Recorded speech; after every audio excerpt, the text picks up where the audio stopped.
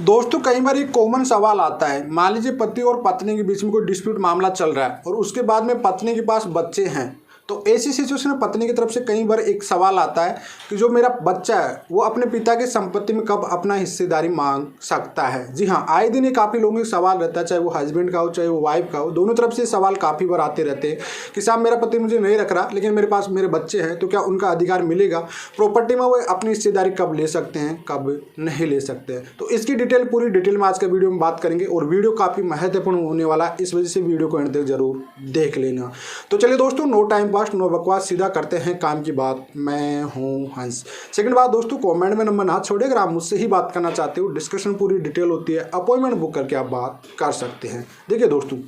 मान लीजिए अगर हस्बैंड और वाइफ के बीच में कोई डिस्प्यूट चल रहा है, मैट्रिमोनियल कोई केसेस में डिस्प्यूट चल रहा है, तो ऐसी सिचुएशन में मान लीजिए पत्नी के पास बच्चे हैं और उसी सिचुएशन में वो चाहती है कि उसके पिता की प्रॉपर्टी में हिस्सेदारी मिले, क्योंकि बच्चे और मुझे नहीं रख रहा, तो इस वजह मैं चाहती हूँ कि बच्चा है मेरे पास 5 साल का, 10 साल का,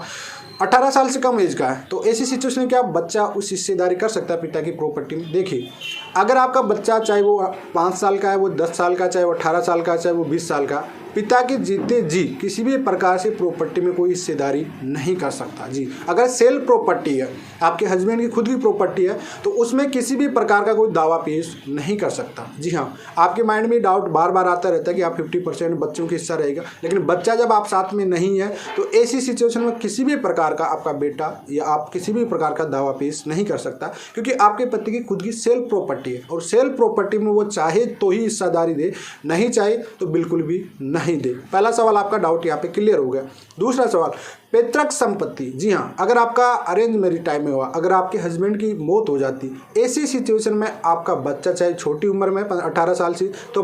तब जाके वो अपनी हिस्सेदारी मांग सकता है, अगर उसका जिम्मेदारी परिवार नहीं उठाता तो, और परिवार के साथ रहती है पत्नी और बच्चा, तभी जाके उसको अपने पिता की संपत्ति का जो पैतृक संपत्ति में हिस्सेदारी मिल सकती है, अन्यथा किसी भी प्रकार से कोई हिस्सेदारी नहीं मिलेगी। सेल प्रॉपर्टी में आप सोच लीजिए कहीं भी आपको कभी मिलने वाला नहीं है, चाहे वो आपका बेटा पिता है, चाहे आपका बेटा ये चाहता है कि साहब मेरी हिस्सेदारी मिले, सेल प्रॉपर्टी में किसी भी प्रकार की नहीं हुई, लेकिन पैतृक संपत्ति में आपको तब हिस्सेदारी मिल सकती है जब आपका पति एक्सपायर हो चुका है, उसके बाद आप उसी ससुराल में रह रहे हो, मतलब पति के घर पे रह रहे हो और आपका बच्चा भी वहीं रह रहा है और परिवार वाले जिम्मेदारी नहीं उठा रहे। देखो यहाँ पे अगर पति एक्सपायर हो जाता है और उसकी हिस्सेदारी पैतृक संपत्ति में होती है, तो ससुराल वालों की जिम्मेदारी हो जाती है कि उसका भरण पोषण करे, उसको जिम्मेदारी उठाए। लेकिन मान लीजिए ऐसी सिचुएशन में नहीं उठा रहे कोई भी जिम्मेदारी, तो ऐसी सिचुएशन में वाइफ और उसका जो है पत्नी और बच्चा, उसकी पैतृक संपत्ति में जो अपने पिता की जो भी पति या पिता की जो भी प्रॉपर्टी का हिस्सा आ रहा था, उसमें अपना दावा पेश कर सकती है। तो फिलहाल आपको ये समझ में आ गया होगा, अगर पिता की कोई भी सेल प्रॉपर्टी है